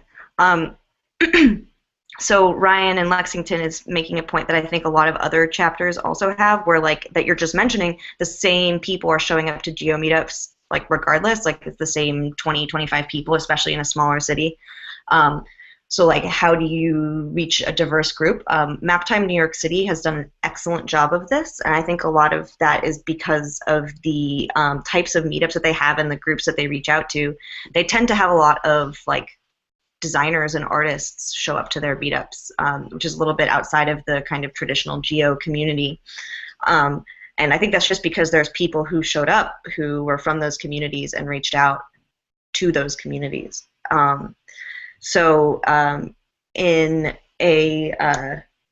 I think that using, like Alan is saying, a variety of language to discuss what you're working on, and to make it appeal. One of the coolest things about geo, right, is that it's the ultimate interdisciplinary science. It applies to literally every single other field. So if you want to do an event, that is, maybe it's about mapping projections, but it's in the context of geology, then you could reach out to geology people, or try to find what the sort of non-mappy part of a mappy person's interest, and use that as a hook to get more people involved, or have a project that you're working on or something where it's mappy, but it's also about ecology, or about architecture, or about open data, or whatever. I don't know. That's just we don't really have that much of that problem here, so I'm curious to see what other chapters do about that. Also, women in tech organizations and minorities in tech organizations. Those people are making maps and they're making applications that use geospatial data. They just don't consider themselves to be mappers, or will search for mapping meetups. So reaching out to them is really good and very satisfying. They also bring sometimes some tech savvy that's really good for debugging stuff that you're stuck on. That's a totally good point. You know, and I think that in places like in San Francisco and in Oakland and San Francisco and New York and some of these bigger cities, you know, there is a large artist and design community. And you know, I'm from Atlanta, and I know there's a really big art and design community there. But you know, I had this experience recently with and this was through Work for Stamen, where I had they were like, hey, I want to do an article about mapping. Who should I talk to? And I gave them some names of some people. And she went and talked to them, and then they gave her the names of a couple other people, and then she went to talk to them. And then they gave her some other people to talk to them, and then they came back to us. And she realized that, like, you know, all of the people who are in Geo are kind of like in the same little bubble. And whether we realize it or not, like, no matter what we do is just as people, we end up like walking around inside of our own little bubbles, and they're very safe and whatever. So I would encourage all of us, and I mean, this goes for me too. I need to be much better about this. If you're looking for a more diverse audience, I think that you actually have to like break out of your usual mode and go to new places and try new things, and maybe you know, maybe show up at a meetup where on another topic that you're interested in, and you're the, you know, maybe you're like, you know, maybe you're the minority there. And I think that those opportunities, one, help to build empathy around, like, you know, what it's like to be interested in something and new to showing up, but then it also is a really great opportunity to reach out to a new audience and talk to people that you might not normally talk to. So that's another thought.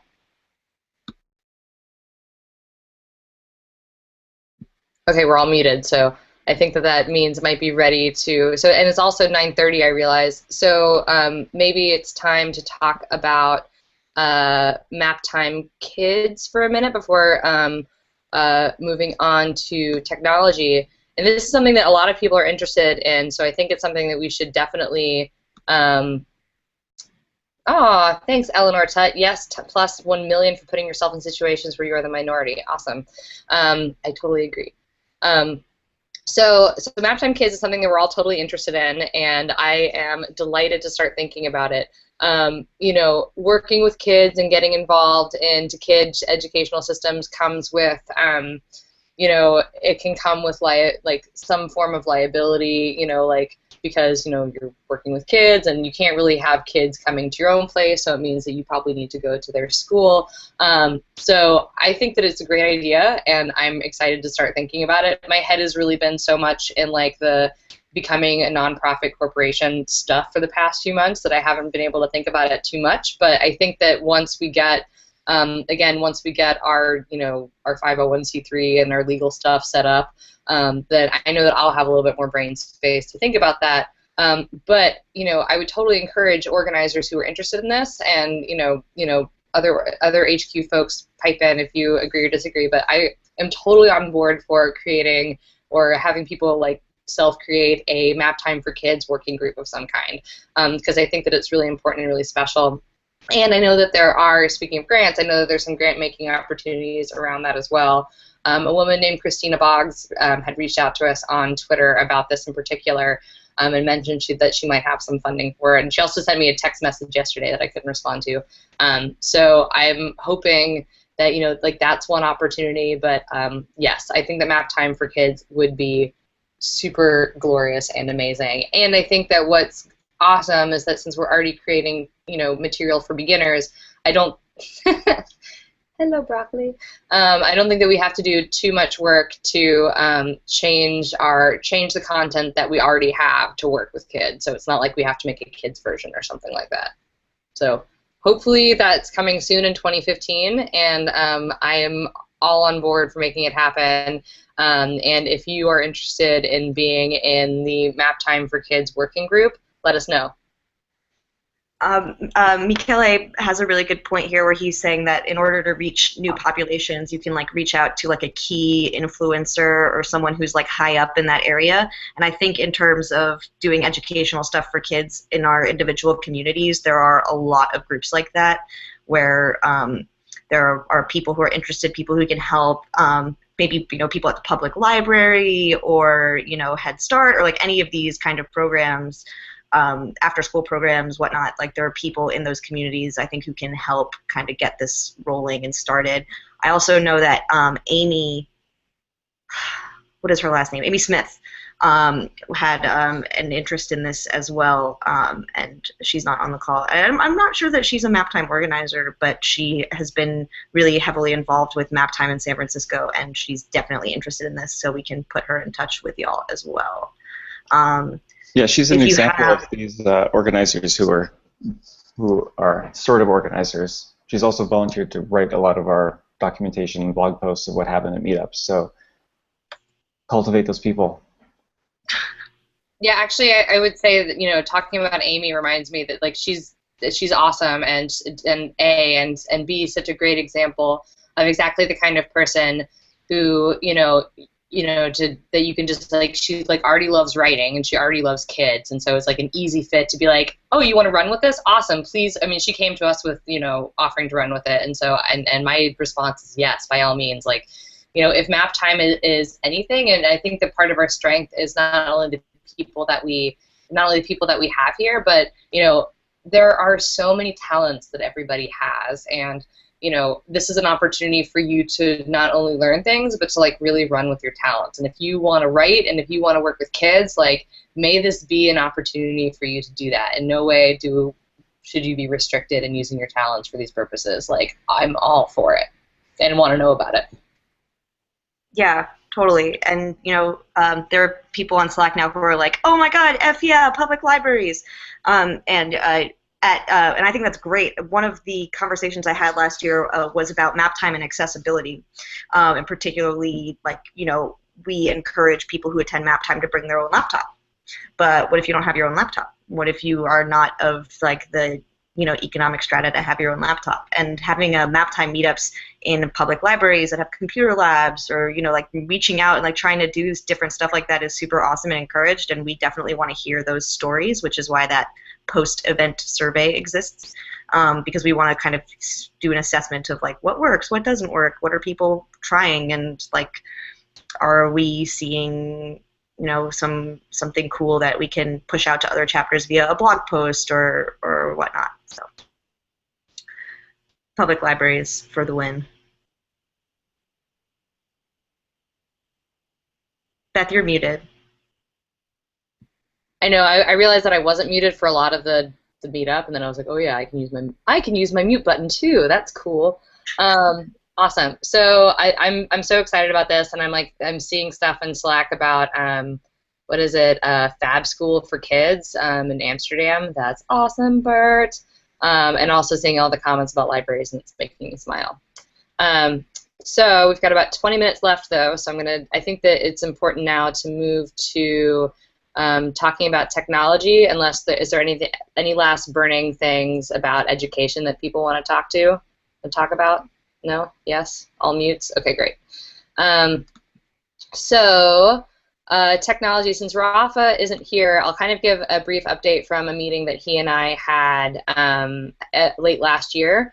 So again, thanks to everybody who worked on the website, especially Roy, especially Rafa, because I mean, it's to go from, I had never used Jekyll Pages before, and the idea of doing it was really intimidating, and I'm really glad that that's where we are now, not only from a learning how to use GitHub and Markdown perspective, but then also from like an ease of hosting and accessibility to all the chapters and chapter management kind of perspective.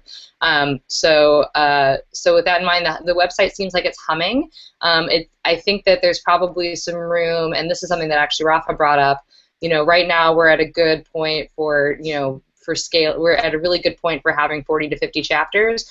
In the event that we start getting like 400 chapters, it's going to be a much different thing to manage and to organize, and we might need to automate some of our processes. So one of the things that we're going to be asking everybody about at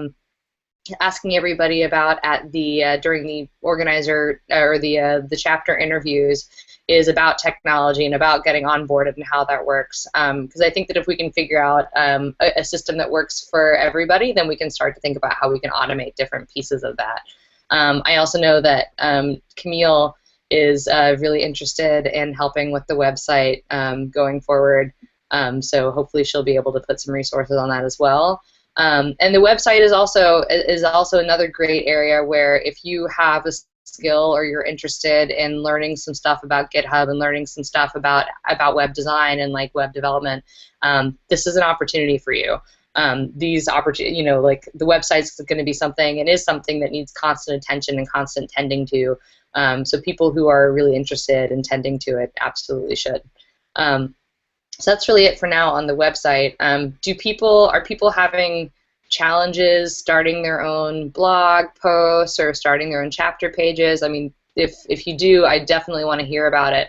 And try to make that process easier. I, for one, I'm sort of probably the slowest learner when it comes to learning this technology, and even still, I'm like, how does Markdown work? How do I turn text purple in a Markdown post?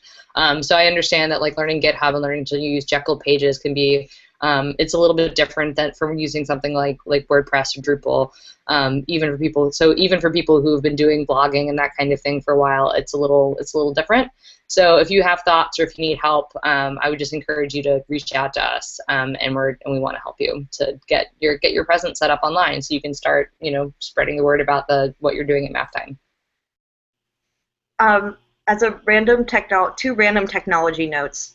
One, on Slack, if you go to like the bottom left corner where your name is, or wherever it is on Slack, I don't know where it is, but like you can change, in your preferences, you can actually make like a little description for yourself, and I think it would be super awesome if everyone would go in and add their chapter to their description on Slack.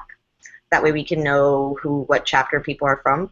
The other thing is there's been some conversation about like how do you get the word out and how do you like manage communications within your chapter over the past few days. If you're interested in having a mycity@maptime.io email address, we can make those for you.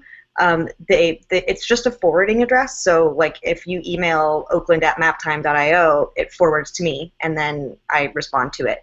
The Seattle@maptime.io actually forwards to 4 different people. And hello@maptime.io forwards to the 4 of us organizers. So if you are interested in setting that up, shoot me a message on Slack, like a DM or PM or whatever they call it on Slack, a direct message with what you want your email address to be and the email or emails that you want it to forward to, and I can get that set up for you. I know that we have like maybe 10 now, including one of our newest chapters, Calgary, got theirs set up the other day, which is cool. I think that when Alan is talking about like we should do like a sort of what's going on this week in Maptime thing, it requires a lot of work to put that together, but one cool thing that we can do with that is like these are the newest chapters from this week. Like this, I felt so lucky this week. I got to email a bunch of folks in the Nordic regions, in Scandinavia, and then also in Guadalajara and in Calgary and in Anchorage, and it was really, really cool to kind of see all of the different interests that is happening out there. That's kind of a non sequitur. But if you want to have an email address, let me know. Awesome. I'm also seeing a question from Bert on the Slack. Do you prefer chapters to use the maptime.io domain, or is it fine to use a separate GitHub org or domain name? And then Adam Roberts is now talking about localization. So these are great questions. So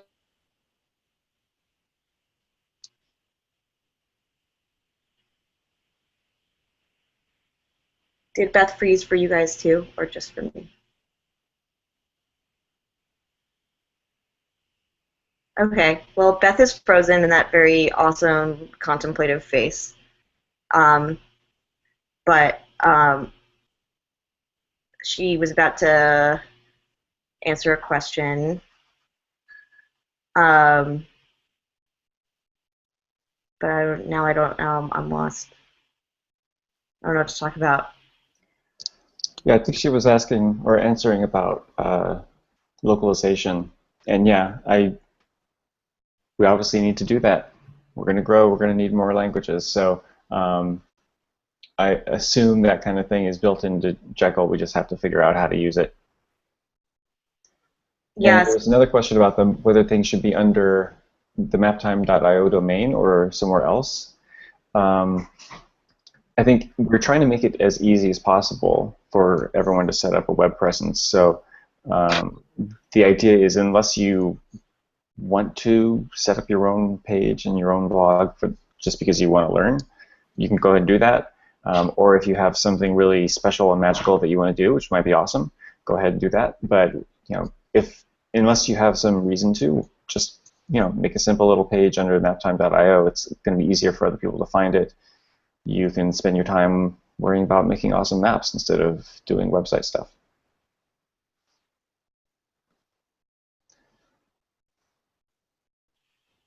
For sure. Awesome.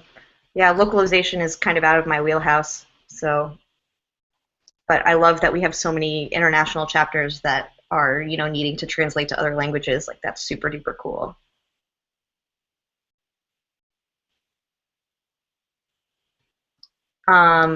So it looks like Beth hopped off Slack. I wonder if she's having internet issues. Huh? I said, oh no. Oh. Sorry, I forgot I wasn't muted. Oh no, it's fine. The sort of technology. So here's a question from Luca. Can you just set up a standard email for each chapter at maptime.io? Yes, we can do that, but it doesn't set up an actual email account. It's just a forwarding address. So you you need to have an address that we can forward the email to. And then that'll totally work. And so there was a question yesterday, and maybe Alan can talk a little more about this, but someone had a question yesterday about, how do you coordinate communication like within the chapter? And I think that there's a lot of different ways to do it. Some people were like, maybe we can set up our own Slack organization. I think you can also, the meetup.com interface has like some ways to communicate within it, but I also really am not super familiar with that. So yeah, so on Meetup, it basically gives you what functions as a mailing address, a list for your Meetup group. So people can email to that list and have discussions with everyone else who is part of that group. So I know most of you are using Meetup to organize your events. You don't have to, but we're finding it's just super easy to use meetup.com. And also look for that's another issue, that we know that Meetup is not free. It costs some small amount, like I think $70 twice a year. Try to find some local sponsor who will pay for that for you. As Maptime HQ starts to be able to take funds, we'll find some way if we can pay for Meetup fees for chapters who can't find a local sponsor. The other thing that's kind of cool about Meetup is an organizer, once you paid to create one Meetup group, you can create 2 other ones for the same without paying extra. So if you find someone who already is running a Meetup group in your area, ask them if they will create your local Maptime Meetup event, Meetup group, so you can get it for free that way. Yeah, so using Meetup is probably the easiest way to have discussions amongst your attendees at a local chapter. But yeah, nothing wrong with setting up a separate email address for them, or even potentially a Slack group. Yeah, I mean, I can't add every attendee to our Slack group, because it would just get out of hand. So we're trying to keep that just to organizers only, however you define that. So whatever works for your group. I think if someone just shows up to your meetup once, and you want to loop them in on future announcements, you probably don't want to force them to sign up for their own Slack account. So most likely getting them on a mailing list is what you want to do. Totally. Yeah, and in terms of Slack, actually, that is a good reminder. So there's on Slack, there's a bunch of different rooms, like channels. So there's the general channel, which we're all chatting in right now. Some chapters have individual channels, but then there are a few other ones. There's social media, which has tie-in to all of your Twitter accounts, where it like auto posts. There's a tutorial dev channel, which is where people don't really use it as much, but I would love to see more use of that for like putting in the stuff that you're working on. And then there's website admin for people who are interested in working on website stuff, and schools, which is I think what will end up being the Maptime Kids channel that Alan made. And if you're interested in like I really want to figure out what the best way is to do map time at, conferences, or like we had a channel for NACIS when NACIS was happening to like see who was going to be at NACIS. So anyone can make channels if they want to, and it's a good way to kind of hop in and get involved with what people are working on.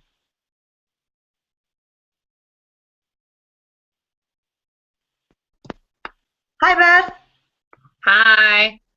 My Wi-Fi hotspot ran out of gigabytes, so now I'm on my phone. Yay! But I can't see Slack, so. Okay, that's fine. But I know that we're getting close to the end, so I guess my phone is close to being sufficient for Wi-Fi hotspots.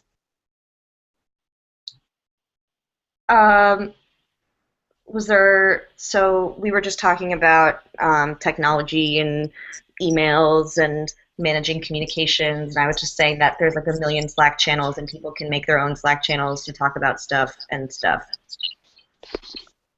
Yes, totally. Yeah, you can make as many Slack channels as you want. Unlike what's it called? So we don't have a paid account for Slack. Maybe this is something that we can do one day. Mainly because it's $6 per person per month, and I would rather have more people on Slack than less. So feel free to open up your own channels on Slack, but know that whatever is on Slack is not going to be recorded forever as it would with a paid account. So you can't, after I think 100, oh, it's Camille's guitar, after something like 100 megabytes or something, it starts basically deleting your content, so it's not something that you'll have like you just won't have it forever. But yes, by all means, organize in Slack. It's a resource that's there for you to use, so go for it.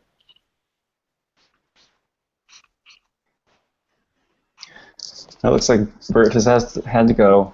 He has to bike home through the snow. So it looks like we're kind of at the end of our agenda. Is that correct, Beth? We're just opening up for any final questions? Yep, I think so. So, which I'll need for somebody else who can see Slack and the video to read. Well, Bert waves, and he used a snowflake emoji. Aww, bye!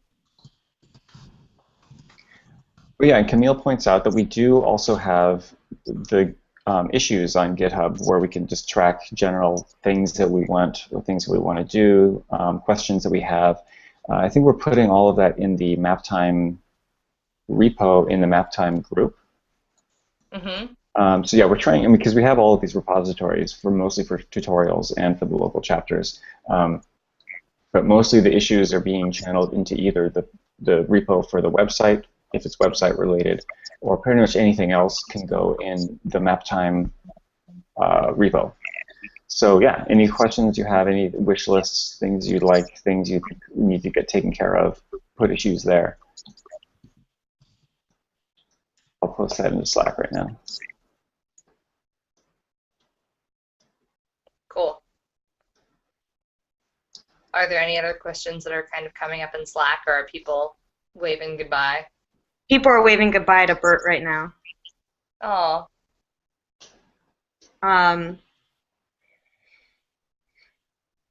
Like, can I just like gush for a minute? I'm just gonna kvel. Kvel is a Yiddish word, and it means like brag about someone that you know and are like, I don't know, kveling. It's hard to translate Yiddish to English sometimes. But I'm just going to cavil about Maptime for a second and just say that, like, all of you are awesome and amazing, and, like, this is a totally volunteer-run community that has, like, grown and exploded just because people wanted to do awesome stuff around maps, and, like, that's, like, so heartening and awesome, and every day I'm on Twitter and seeing all the chapters and all of the, like, we're having a meetup about this or about that, and it's just like, oh, it's so exciting and amazing, and I'm so happy about it, and I can't wait to sit and chat with all of you individually about what you're working on, and I'm just stoked. It's awesome. Yeah, on a similar note, like I was chatting with one of the Maptime organizers recently, and he said something along the lines of, Maptime has actually like changed my life like in a major way. And I think that sometimes when you're like I typically, like, if I get like my nose in the nitty-gritty, like I can lose sight of the forest for the trees. And my heart just like burst when he said that, because Maptime has changed my life too. And we've done something, and actually, and I really think that it's like, I think it's everybody in this community has made it what it is. And so yeah, I share your cavelling, Lizzie. It's amazing. All of you are wonderful, and I love watching this grow just from what people love to do every single day. Jake just called me a mensch. I really appreciate that. Oh, you are a mensch. Oh, y'all. Yeah. Oh my god. So much map love. Okay, so I think everyone wants to do this again. Okay, cool. Yeah, we should totally do this again on the regs. How often should we do it? Once every 3 months? I mean, I'd be willing to get up at 8 a.m. on a Saturday once every 3 months. Quarterly. Quarterly? Yeah, I think that works. Yay. Yay. I also want to cavell Lizzie right now. You're adorable.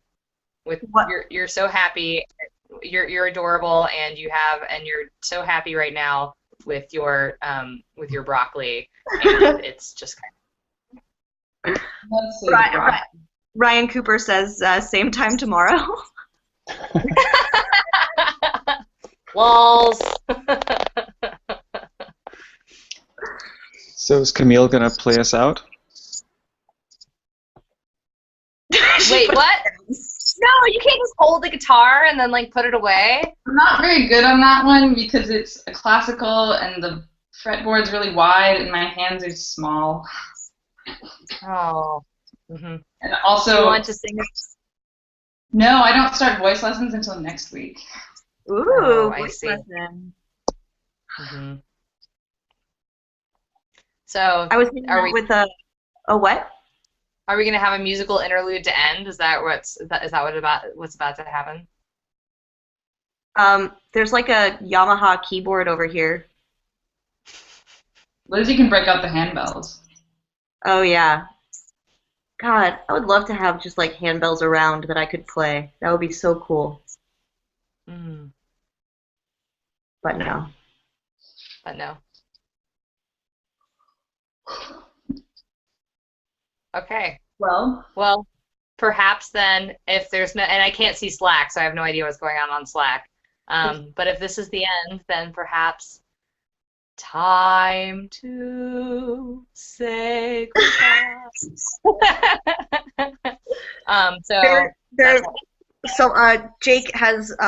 Jake from Boston has volunteered himself to write a Maptime theme song.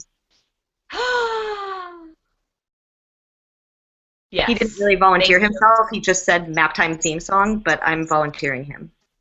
Mm-hmm. Yeah. Oh, yeah.